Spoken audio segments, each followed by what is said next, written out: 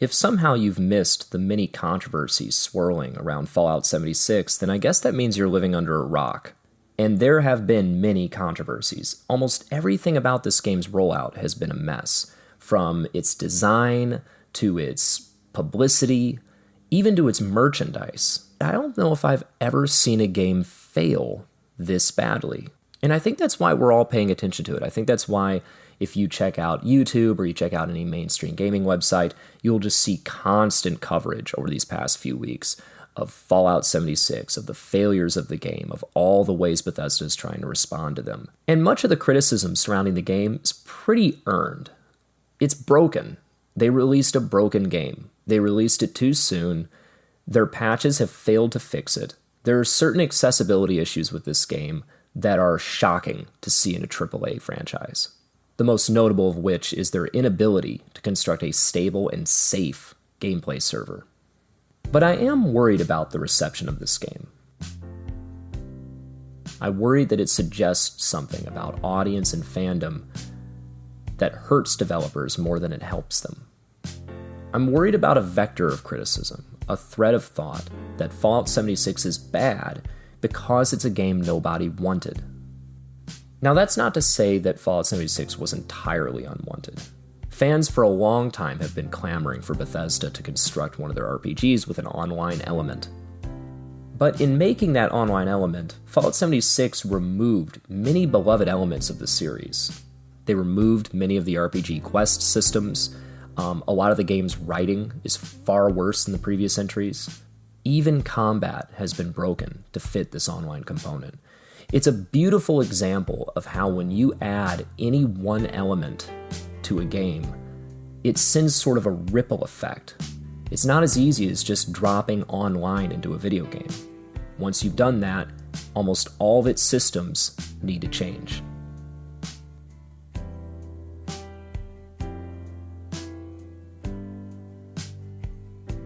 And while the game itself is a dumpster fire, it is worth considering what Fallout is in the first place.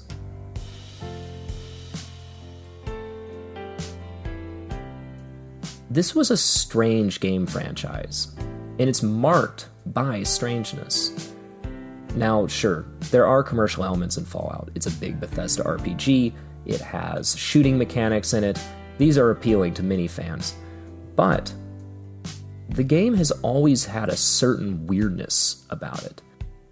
For one, it's a dieselpunk game. How many examples of dieselpunk can you list? And how many of those are in the West?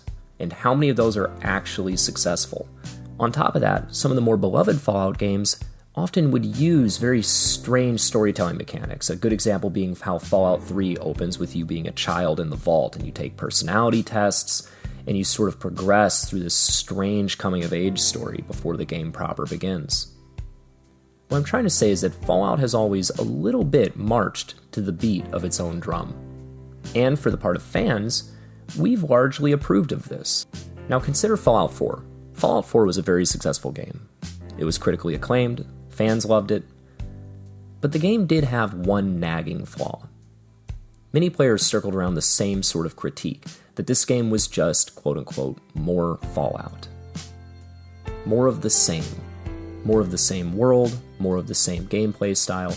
Bethesda RPGs are extremely iterative.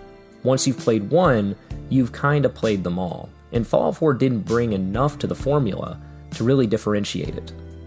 Here's what fascinates me about this. Genericness and poor quality are two separate flaws, equal in weight. They sort of occupy sides of a horseshoe. But we don't respond to them equally. It's just as bad when a game does nothing new as it is when a game does something new that sucks. I'm not trying to suggest that Fallout 4 and Fallout 76 are equally bad games. They're not. Fallout 4 was actually finished when it released, more or less. But I am trying to point out that the disparity in criticism between these two games is far too large of a gap considering their issues. And when we punish newness and we let genericness slide to this extent, I have to ask, what incentive does Bethesda have to experiment? Why would they try anything new? What reward is there in that? When you consider opportunity cost, you're considering the weight of failure. You're considering how bad it would be to fail at any given enterprise. This is the reason why many people feel comfortable, for instance, purchasing a lottery ticket. But they're not going to feel nearly as comfortable placing a huge bet on a boxing match. When you have more to lose, you tend to think twice. Now consider Bethesda. The lottery ticket is to make the same game over and over and over again. You might fail occasionally, but you can only fail so much. Whereas the high-stakes bet, the boxing match, is something new. To fail at something new is to financially destroy your company, even though the success of newness is more valuable both internally and socially than the success of more of the same. Consider the recent closure of Telltale Games.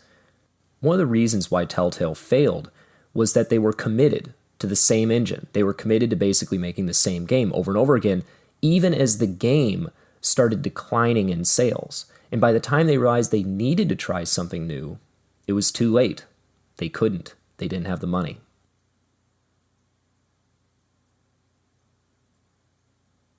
Now hold on, I'm not saying Bethesda is going to implode. They're not. Bethesda is fine. Fallout 76 was not very successful, but they're a huge company, and they can always repair the damage this game has done with more Doom, with more Elder Scrolls, etc., etc., etc. But this is a big screen narrative that encompasses the experience of many smaller game developers who might face bankruptcy if one of their games failed like Fallout 76. The punishment of Fallout 76 is a reinforcement of our pressure to iterate. And it's going to create a system whereby repetition, the same games, the same formats, trump innovation. How many Death Strandings are we losing to this mindset? We often blame developers for pitching to the middle, but what about our own role in driving them from the edges of their own creative whims?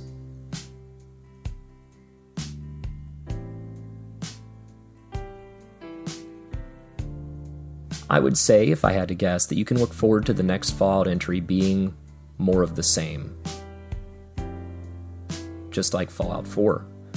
Only this time, it's going to get praised for it. One day Bethesda will make another Fallout game, and I think we can all anticipate what this game's going to look like. It's going to be a return to the old Fallout. They're going to largely excise Fallout 76 from the record. They're going to pretend like the game never happened, and bring us a Fallout from the past, and bring us a Fallout that's already existed.